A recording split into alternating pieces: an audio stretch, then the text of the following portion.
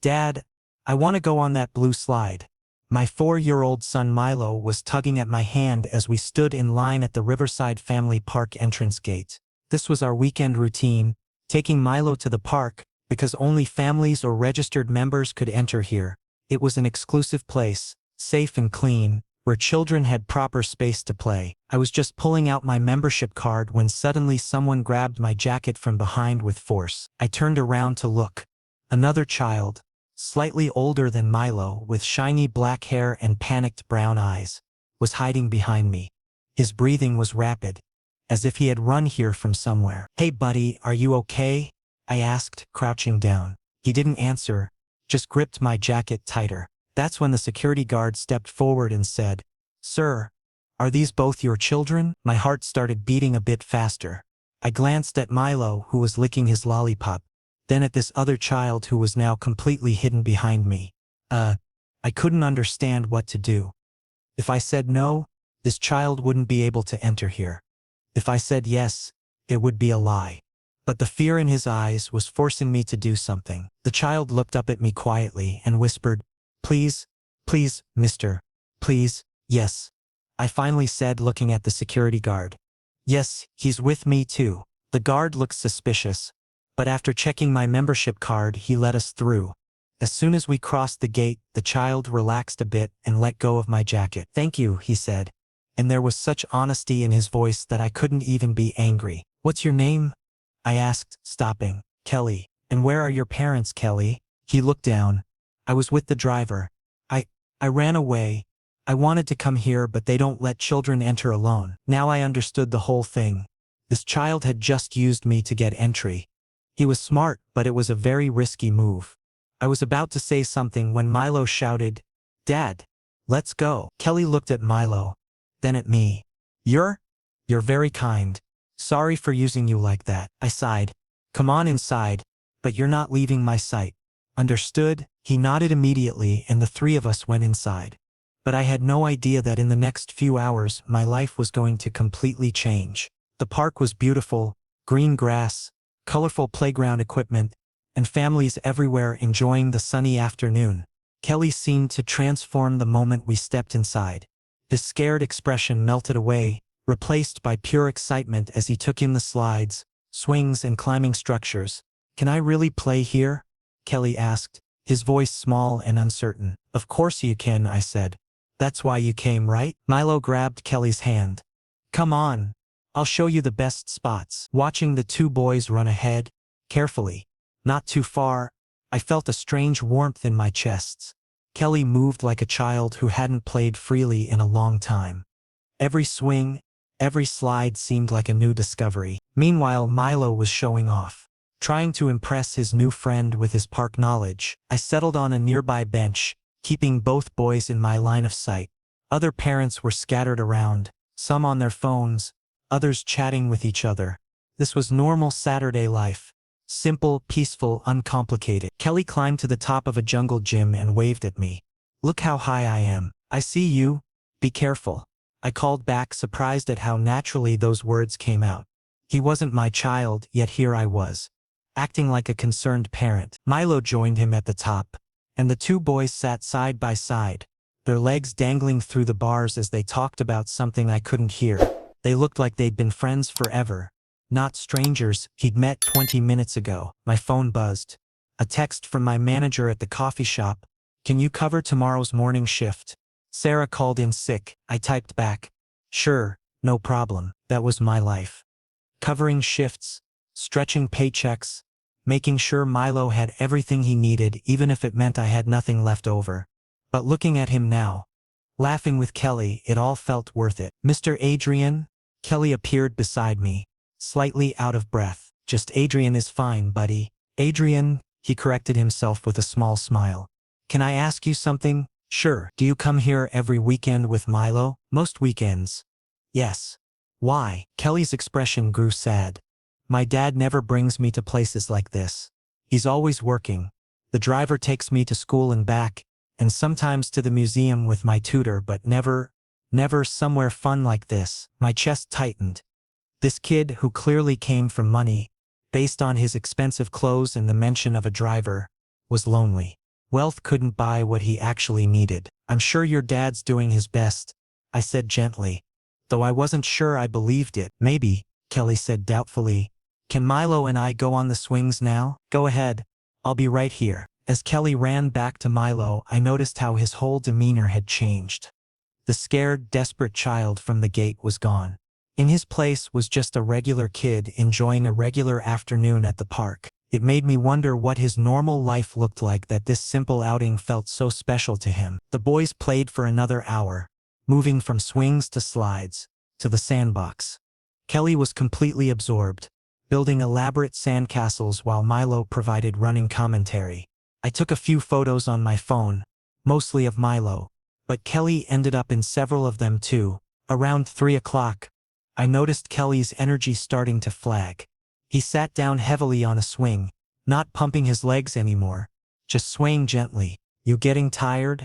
I asked, walking over. A little, he admitted. But I don't want to leave yet. We can stay a bit longer, I assured him. Want some water? I pulled out the water bottles I'd packed for Milo and me. Kelly accepted one gratefully, drinking deeply. Adrian? He said after a moment. Yeah, thank you for letting me come in with you.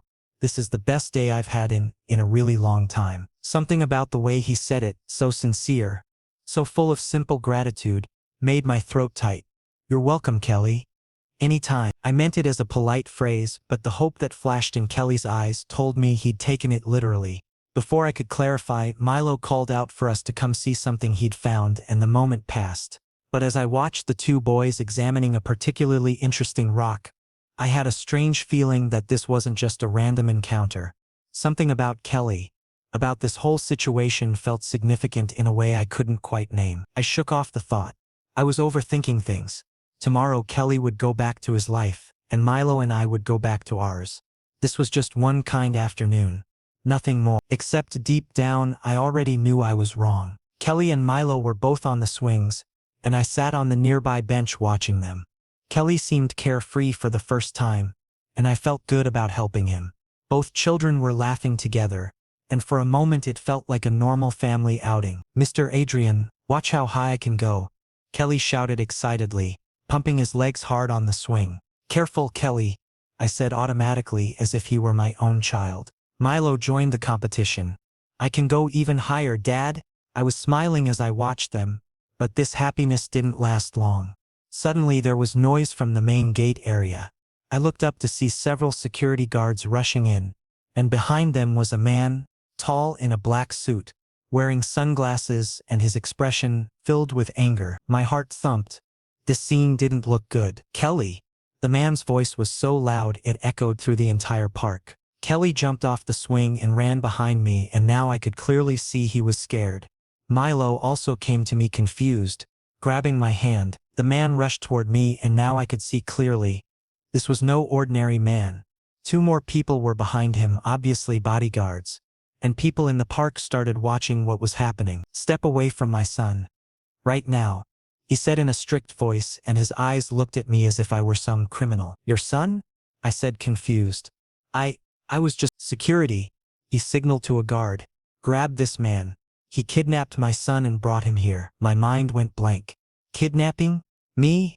People around started gasping, and some were pulling out their phones. Wait. I raised my hands, feeling panicked. I'm not a kidnapper. Kelly himself asked me for help to get— Shut up, the man cut me off. Do you even know who you're messing with?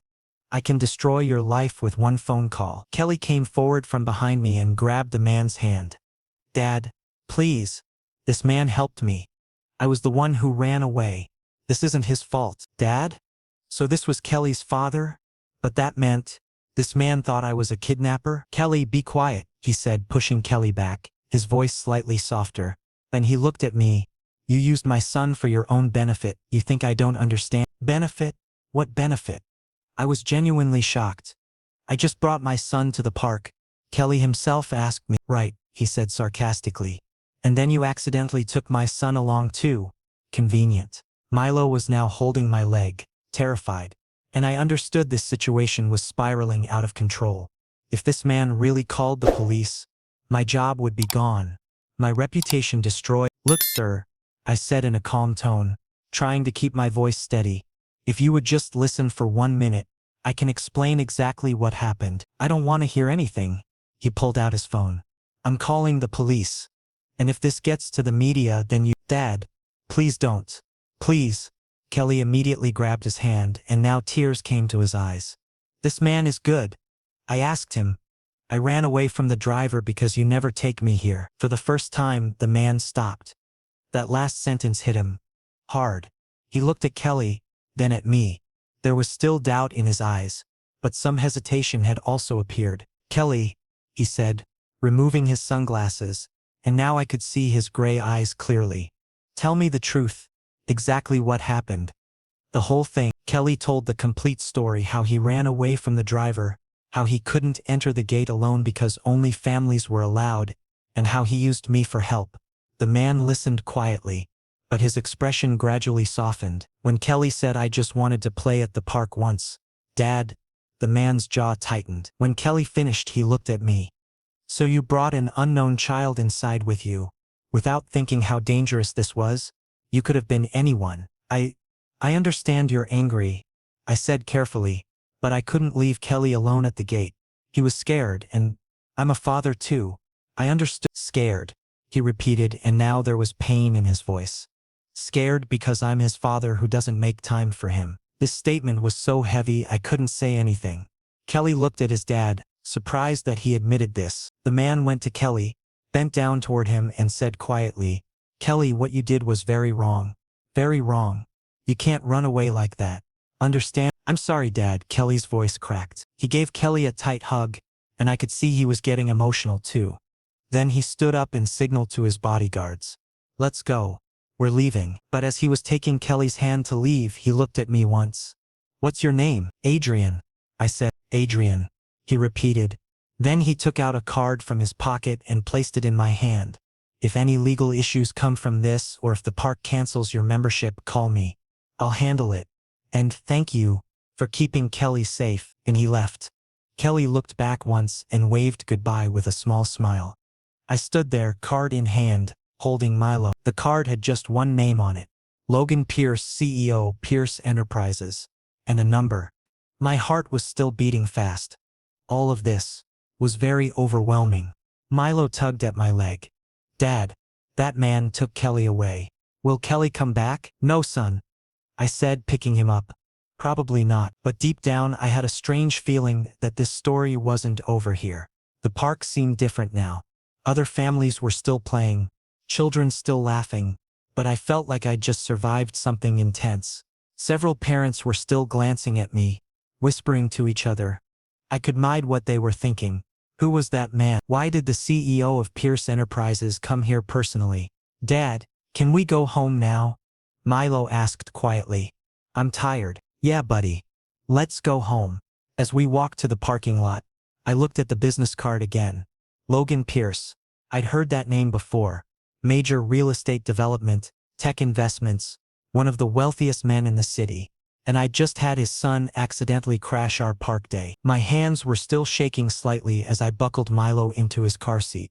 The adrenaline from the confrontation was wearing off, leaving behind exhaustion and confusion. Dad?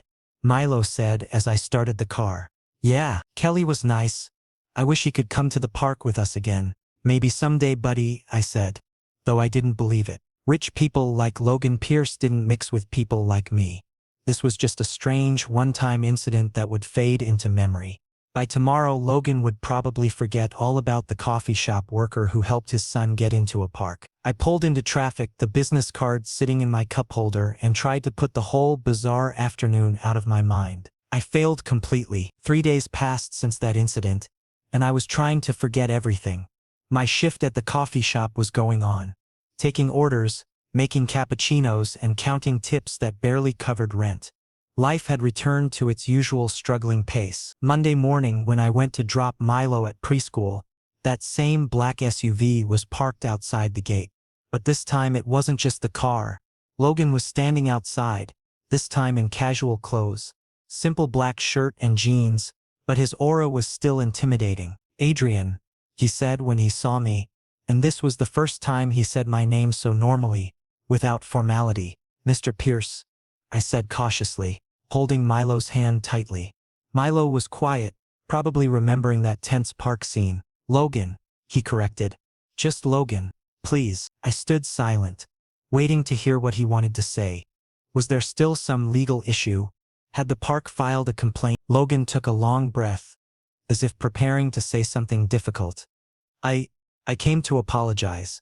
That day at the park when I called you a kidnapper, called the guards, that was wrong. Very wrong. I was surprised. A billionaire CEO who was clearly so powerful was apologizing to me. Kelly told me the whole story in detail. Logan continued, keeping his expression soft.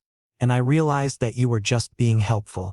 Helping a child when he needed it. It's okay, I said, relaxing a bit. I understand why you reacted that way. If Milo was missing, I would have gone crazy too. Logan looked at Milo, who was standing quietly behind me. This is your son? Yes. Milo. Hi Milo, Logan said gently, and Milo shyly waved, getting some confidence back. Logan looked at me, and now I could see something else in his eyes.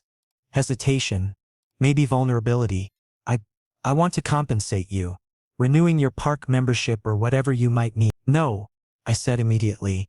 I don't need anything, I was just doing what I should have done. Logan hadn't expected this answer. He looked at me as if he was seeing me properly for the first time. Not as a stranger, not as a potential threat, but as someone different. You're different, he said quietly, almost to himself. What do you mean? I asked. Logan paused, thinking. People need money, especially when they're struggling. And your job? Your life? I can tell money is tight. But you're refusing my more. I became uncomfortable. I don't want charity. I just want to live my life on my own. With my dignity. Logan nodded, with respect. Fair enough. I respect that. An awkward silence occurred. Then Logan spoke again. But there's one thing. Kelly wants to meet you. He keeps mentioning you. And Milo too. My heart melted a little. Is he okay? Yes, Logan said, but there was some heaviness in his voice. Physically he's absolutely fine. But emotionally he's become very attached to you. From just one day of interaction, he talked so much about you and Milo that I realized how much I'm failing as a father. This confession was unexpected. I could see how difficult it was for Logan to say this. Logan, I said gently. Kelly loves you. I could see that day. Children need time, attention, quality time. Logan nodded but said nothing. His eyes became distant as if he was thinking about something. Then he took out an envelope from his pocket. This is just a thank you. For Kelly's safety. Please accept it. I didn't take the envelope. Logan, I really don't want. Please, he insisted, putting the envelope in my hand. For my own satisfaction. It will give me peace. I reluctantly took the envelope, but didn't have the courage to look inside. Maybe later. Logan started to go to his car but then stopped. Adrian, if you ever need anything at all, call me. Seriously. And if you're okay with it, maybe we could take Kelly and Milo on a playdate together sometime. I'll think about it, I said honestly. Fair enough, Logan smiled. A rare, genuine smile. Take care, Adrian. And he left. I stood there, envelope in hand, and a strange confusion in my heart. This man, Logan, he was so complex. Cold and powerful on the outside, but inside he was a struggling father who couldn't connect with his son. That night after Milo fell asleep, I opened the envelope. Inside was $5,000 in cash, and a note, you showed Kelly kindness when I couldn't. Thank you. Logan. Tears came to my eyes. This wasn't just money. This was one father's thank you to another father. I sat on my worn couch in our small apartment, the cash spread on the coffee table before me. $5,000. That was more than I made in 3 months at the coffee shop. It could pay off my credit card debt, fix my car's transmission that had been making strange noises, buy Milo new clothes that actually fit instead of hand-me-downs. But it felt wrong somehow. Not wrong like charity. Logan had been clear this was gratitude. But wrong because it created a connection I wasn't sure I wanted. Logan Pierce lived in a different world. His casual clothes probably cost more than my monthly rent. His son had a driver. He could destroy my life with one phone call. As he'd said at the FAC, People like him didn't stay friends with people like me. They couldn't. Our lives were too different. Yet when I closed my eyes, I kept seeing the vulnerability in Logan's face when he admitted he was failing as a father. The genuine respect in his voice when I'd refused his money the first time. The careful way he'd smiled at Milo as if he wasn't used to being around children who weren't his own. My phone buzzed. A text from an unknown number. "This is Logan. Just wanted to make sure you got home safely. Kelly hasn't stopped talking about the park. Says you're the nicest person he's ever met." I stared at the message for a long moment before typing back, "We got home fine. Tell Kelly I said hi." 3 dots appeared, then disappeared, then appeared again. Finally, "He wants to know if Milo can come over sometime. We have a pool and a game room." I know it's a lot to ask. My finger hovered over the screen. This was where I should create distance. Politely decline. Keep our worlds separate. Instead, I typed, "Let me think about it. It's been a long day, of course. No pressure. And Adrian? Thank you again. Really." I set the phone down and looked at the money again. $5,000. A note that acknowledged I'd done something for Kelly that his own father couldn't. Maybe this connection was already formed. Whether I wanted it or not, maybe fighting it was pointless. Maybe, just maybe, there was a reason Kelly had grabbed my jacket that day at the park gate. I carefully folded the money back into the envelope and tucked it into my dresser drawer. Tomorrow I'd deposit it in my savings account. Use it wisely, the way Logan intended, for emergencies. For Milo's future. But tonight, I just sat in the quiet of my small apartment and wondered what I'd gotten myself into. And why part of me was hoping Logan would text again. 2 weeks later, my life turned upside down again. Milo developed a high fever, and when I took him to the hospital, the doctor told me he had pneumonia. A serious case. He needed to be admitted. My heart sank. Hospital bills, medicines, tests. I was mentally calculating how much it would cost, and I didn't have nearly enough. The coffee shop salary barely covered rent and groceries. "Mr. Adrian," the nurse said, checking her clipboard, "you'll need to pay an advance deposit. Around $3,500. My breath caught. 3,500. I had barely 1,000 in savings. Where would the rest come from? I thought about taking a loan from the bank, selling my old car. But no concrete solution was coming to mind. Milo was in the ICU with an oxygen mask on, and I stood in the corridor outside feeling completely helpless. That's when I remembered Logan's envelope. The one I'd carefully hidden away, thinking I'd save it for emergencies. This was that emergency. I went home, pulled out the envelope, and counted the money. $5,000. This could cover Milo's treatment with some left over for medicines. Tears came to my eyes. Logan, he had unknowingly saved my and Milo's lives. I paid the bills and Milo's treatment began. The doctors assured me he would recover. Just needed a few days in intensive care. The next morning, while I was getting coffee in the corridor outside Milo's hospital room, cheap, bitter coffee from the vending machine, someone suddenly placed their hand on my shoulder. I turned around. "Logan, how are you here?" I asked, shocked. The hospital staff informed me. Logan said simply, concern clear in his eyes. "When you admitted Milo, why would the staff tell you?" Then I realized, in such a large hospital, informing a CEO about a normal admission. You told the hospital something beforehand? About me?" "Yes," Logan admitted without hesitation. "After that day, when you didn't refuse my envelope, I thought if you ever had a medical emergency, I wanted to know, so I could help." I was stunned. This man, why was he caring so much about me? We were barely more than strangers. "How is Milo?" Logan asked, with genuine concern. Better than the first day. The doctors say he might come off oxygen by tomorrow," I said, feeling some relief. Logan nodded, visibly relaxing.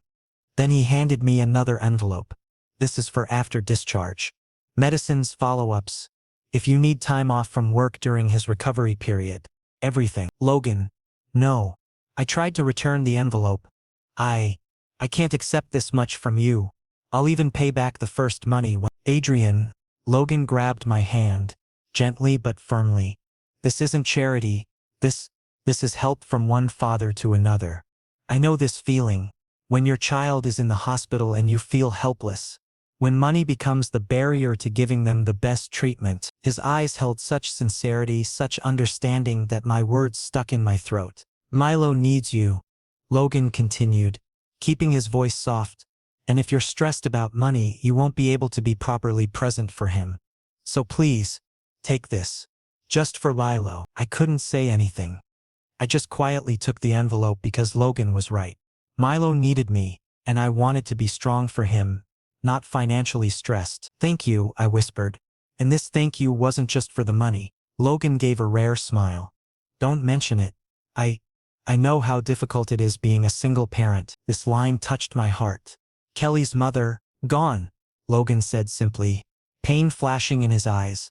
When Kelly was born, she didn't want the responsibility. She left and never came back. Now I understood Logan's struggle. He was also a single father, raising his son alone. But instead of lacking money, he lacked time. I'd like to bring Milo, I said, to meet Kelly. When he's better. Logan's entire face lit up. Really? Yes. Kelly is a good kid. And Milo would enjoy seeing him too. Thank you, Adrian, Logan said, and I could see how much this mattered to him. Then he said, I'll bring Kelly tomorrow. He wants to meet Milo. If that's all right with you. I nodded. Yes, absolutely. The next day Kelly came, carrying toys and books for Milo, superhero ones, dinosaur ones, and coloring sets. Both children laughed together, shared stories while sitting on the hospital bed, and the hospital room felt a little less scary. And Logan, he sat quietly in the corner watching everything. There was something in his eyes, longing, sadness, and maybe a bit of jealousy too. The way Kelly interacted with me, laughing freely, talking openly. Perhaps Logan realized that connection was missing between him and Kelly. When they were about to leave, Logan said to me in the corner, Adrian, I want us to be friends. For Kelly. And maybe for ourselves too. I looked at him. This offer was simple, but its meaning was complicated. Friends. I repeated. Yes. Logan said with a slightly vulnerable expression. If you're comfortable with it. I know I was very harsh before, but I'd like to make it up to you. I thought for a moment. This man had been a stranger to me just weeks ago, but now he was something else. Someone who understood my struggle. Okay, I finally said. Friends. And from that day, a new dynamic began in our lives. One that was complicated, unexpected, but somehow felt right. Over the next 3 days, Logan visited every evening. He'd bring Kelly and the two boys would play quietly, board games, drawing, reading stories. Logan would sit with me in the corner, sometimes in comfortable silence, sometimes talking about mundane things like weather or traffic. But there were moments, brief fleeting moments, when our conversations went deeper. Do you ever regret it? Logan asked one evening while the boys were absorbed in a coloring book. Regret what? Having Milo. Becoming a parent so young? Giving up your dream? I watched Milo carefully color within the lines, his tongue poking out in concentration. Never. Not for a second. He's the best thing that ever happened to me. Logan was quiet for a long moment. I envy that certainty. You don't feel that way about Kelly? I do. But I also feel inadequate, like I'm failing him every day. You're here now, I pointed out. That's what matters. Logan looked at me then, really looked at me, and something passed between us that neither of us acknowledged out loud. On the 4th day, Milo was discharged. Logan insisted on driving us home, and I was too tired to argue. Kelly sat in the back with Milo, showing him magic tricks with a deck of cards he'd brought. When we reached my apartment, Logan helped carry Milo upstairs despite my protests. You've done enough, I said at my door. I know, Logan replied. But I wanted to. As he turned to leave, he paused. Adrian, I meant what I said about being friends. Call me anytime, for anything. I will, I promised. And as I watched him walk away, I realized something had fundamentally shifted. Logan wasn't just the intimidating CEO anymore. He was becoming someone I genuinely cared about, someone I was starting to need. After Milo's discharge, I tried to return to normal routine, but Logan's messages kept coming. First just check-ins. How is Milo? Is his recovery going well? Then gradually more casual conversations. About work, about life, about funny moments with the kids. One Friday he texted, taking Kelly to the zoo tomorrow. Want to join with Milo? Fresh air would be good for his recovery. My first thought was to refuse. All of this, getting so close to a billionaire, felt strange. But seeing Milo's excited face, he was still recovering from the hospital and bored at home. I couldn't say no. Okay, I replied. But not too much walking. Milo isn't fully recovered yet. Done. We'll arrange wheelchairs just in case. This thoughtfulness, it made Logan even more intriguing. Saturday morning, Logan came to pick us up himself. This time it wasn't just the driver. He was driving. In a simple white t-shirt and jeans. He looked so normal, almost relatable. His usual CEO stiffness was completely gone. "Ready?" he said with a smile as Milo carefully climbed into the car. Kelly helping him. "Yes," I said, feeling nervous but also excited. At the zoo, Kelly and Milo went wild, carefully. Since Milo couldn't run too much, they went to every animal exhibit, asked questions, and Logan patiently explained everything. I watched. This Logan was completely different. Relaxed, smiling, and genuinely happy. "Look, Adrian. This giraffe is so tall," Kelly shouted, pointing upward. "Yes, buddy. Very tall," I said, smiling. Logan looked at me. "You handle them well." "Because of you," I said, surprising myself with the honesty. "You're also doing well today. I'm learning from watching you," Logan admitted quietly. "Before, I didn't know how to spend time with Kelly. How to just be. Watching you is helping me understand." My heart warmed a little. "You're a good father, Logan. You just need to be present, physically and emotionally." "Yes," he agreed, watching Kelly, who was excitedly pointing at the penguin enclosure with Milo.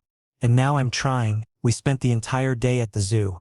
By sunset, when we were heading back, both Kelly and Milo had fallen asleep in the back seat, exhausted but happy. "Today was nice," Logan said while driving, keeping his voice low so the children wouldn't wake. "For me too," I admitted, looking out the window.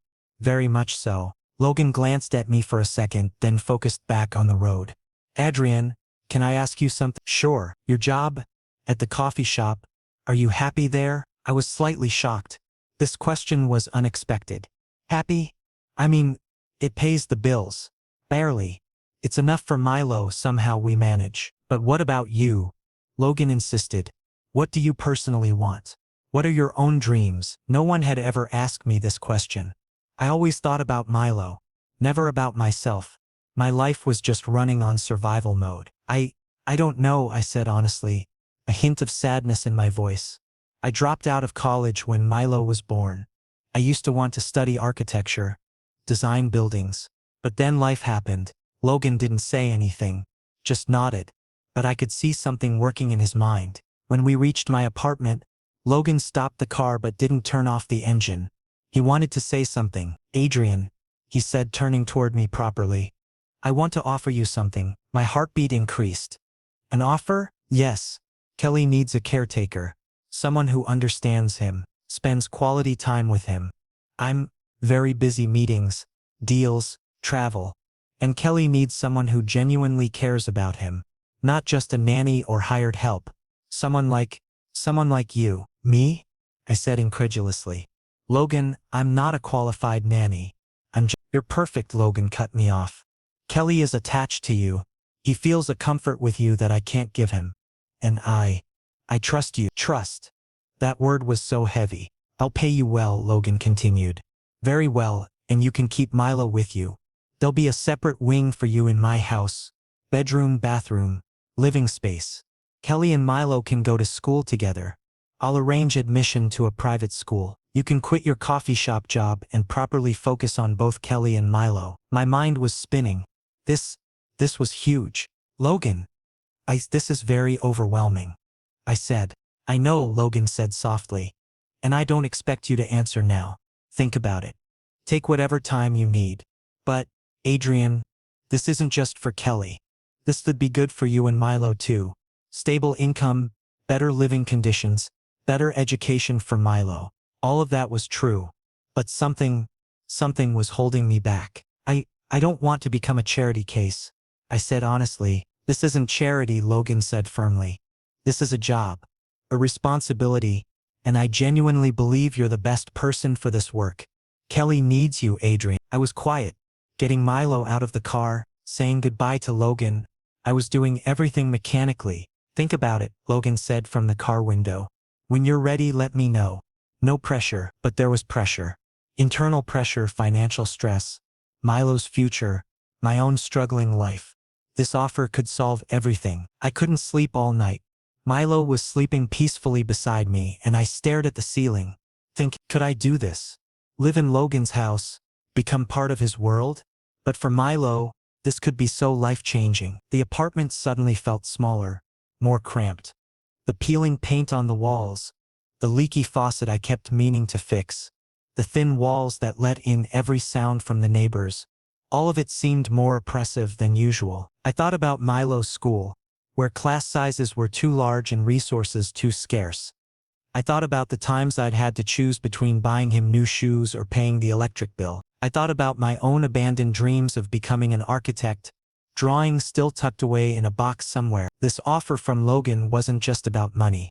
It was about possibility, about giving Milo opportunities I could never provide alone, about maybe, just maybe, having space to breathe instead of constantly drowning. But it was also about entering a world where I didn't belong, where my second-hand clothes and lack of pedigree would be obvious, where I'd always be the employee, never the equal, unless Logan saw me differently than that. The way he'd looked at me at the zoo, the way he'd admitted he was learning from me, the way his voice had softened when he said, "I trust you." Maybe this wasn't just a job offer. Maybe it was the beginning of something neither of us fully understood yet. After 4 days of thinking, 4 nights of barely sleeping, making lists of pros and cons, considering Milo's future, I called Logan. "I'm ready," I said simply, trying to keep my voice steady. Relief was clearly audible in Logan's voice, as if he'd been holding his breath. "Really?" "Yes. But I have some conditions." "Tell me. Anything." "Milo's education and his needs. Those come first. I want his school admission guaranteed. And I want this arrangement to remain professional. Clear boundaries. A properly written contract, duties, timings, days off, everything." "Done." Logan agreed immediately. "I'll have my lawyer draft the contract tomorrow. Transparent and fair. And Milo's admission, best school with Kelly. And one more thing," I said. "If this arrangement doesn't work out, I should be able to leave without any drama. Milo shouldn't get emotionally hurt." "Agreed," Logan said. "But Adrian, I see this arrangement as long-term, stable. Because consistency is important for Kelly." "I want that too," I admitted. "For Milo as well. So, when do you want to move?" "By this weekend?" "Perfect. I'll send movers." "And Adrian?" "Yes, thank you. Seriously, you don't know how much this means to me." After ending the call, I looked at Milo, who was playing with his toys. "Milo, come here, sweetheart." He came over to me, curious. "We're going to move to a new house," I said gently. "With Kelly and his dad." Milo's eyes went wide. "With Kelly? Every day?" "Yes. Every day." "Yay!" He jumped up, excited. "Dad, this is the best news." At least Milo was happy. That made my choice a little easier. That Friday, Logan sent movers who packed all my limited belongings and took them away. My apartment was small, so there wasn't much clothes. Milo's toys, some books, and memories. But when I left there for the last time, I felt strange. I was going to a new world. A world completely different from my current life. And honestly, I was scared. Excited too, but also scared. Logan's mansion. It was exactly that. A mansion. Large, elegant, modern architecture and perfectly manicured landscaping. But what surprised me most was Kelly's reaction when he saw me. "Adrian," he ran over and hugged me tightly, as if he hadn't seen me in forever. "You're really staying here, really, really?" "Yes, buddy," I said, ruffling his hair. "Really, really." Milo was excited too. Logan showed them a large playroom filled with toys, gaming consoles, books, art supplies, and both children immediately went in. "Exploring." "Your room is here," Logan said, taking me upstairs to a separate wing. The room was large. A comfortable king-size bed, an attached bathroom with modern fixtures, a study desk and a sitting area. The window looked out over the garden, landscaped and peaceful. This is too much," I said, feeling overwhelmed. "No, it isn't," Logan replied simply. "If you're going to live here, you should be comfortable. This is your personal space. And Milo's room is right next door. He showed me Milo's room, a mini paradise for children, toys, a proper study area, and a comfortable bed. Logan, all of this, I was trying to find words. This is normal here, Logan said. And Adrian, understand one thing clearly. This arrangement is professional, but I don't want you to feel like a servant. Live here like family. Eat together at the dining table, use the living room, everything. Thank you, I whispered. The next few weeks went smoothly. I dropped Kelly at school, who was now in the same school as Milo, then picked up both of them. Evenings were homework, playtime, and dinner. Logan's schedule was unpredictable. Sometimes he came late, sometimes early, but whenever he was home, he definitely joined us for dinner. And slowly I was seeing Logan change. He spent more time with Kelly, read him bedtime stories, planned outings on weekends. One night, after the children had gone to sleep, I went to the kitchen to get water. Logan was already there with his laptop, working, tie loose sleeves rolled up. Still working? I said, surprised that he was working so late. Yes, he said tiredly, rubbing his eyes. Some deals are pending, need to be signed. I went over to him and made fresh coffee, giving it to him. Here, this will help. And take a break from the screen, your eyes will hurt. Logan looked at me, surprised. Thanks. You don't need to do all this. I know, I said, pouring coffee for myself too. But I can, so why not? We sat quietly for a while, drinking coffee. Comfortable silence. Then Logan said, Adrian, since you came, this house has started feeling like a home. My heart skipped. What do you mean? I mean, before this was just a building, Logan said, staring at his mug. Large, expensive, but empty. But now there are voices here. Laughter, life. Kelly tells tales at the dinner table. Milo laughs with him. And you're bringing everyone together. I understood what he was saying. How lonely his life must have been. Just work and a child he couldn't properly connect with. Logan, I said quietly, putting down my coffee. You're never alone. Kelly is here. And now, we are too. Milo and I. Logan looked into my eyes, and in that moment something shifted. Something both of us felt, but neither spoke aloud. The air became thick, charged. Yes, he whispered. You are. And that night, when I went back to my room, I realized this wasn't just a job anymore. I was developing feelings for Logan, for this life, for this family, and maybe Logan was too. 2 more months passed. Kelly and Milo became best friends, playing together after school, doing homework together, sharing secrets. Logan also became more present, coming from the office early, making plans on weekends. One Saturday, when the children were playing in the park and Logan and I were sitting on a bench, Logan said something that changed everything. Adrian, I need to tell you something. I looked at him. His expression was serious, nervous too. What happened? I asked. I've developed feelings for you, Logan said directly, looking into my eyes. And I know this is complicated. You came here as an employee, but now you're something else to me. Something more. My heart started beating wildly. Logan, I don't know how you feel about me, he continued. And if you're feeling uncomfortable, then Me too. I cut him off. I have feelings too. For you. Logan's eyes widened. Really? Yes. But Logan, this is complicated. There's Kelly. There's Milo. Your reputation, my position. I know everything, Logan said. But Adrian, I can't live without you. These 2 months, you've completely changed mine and Kelly's lives. And I don't want this to remain just a professional arrangement. Then what do you want? I asked, my voice barely above a whisper. You, Logan said simply. I want you properly. As my partner.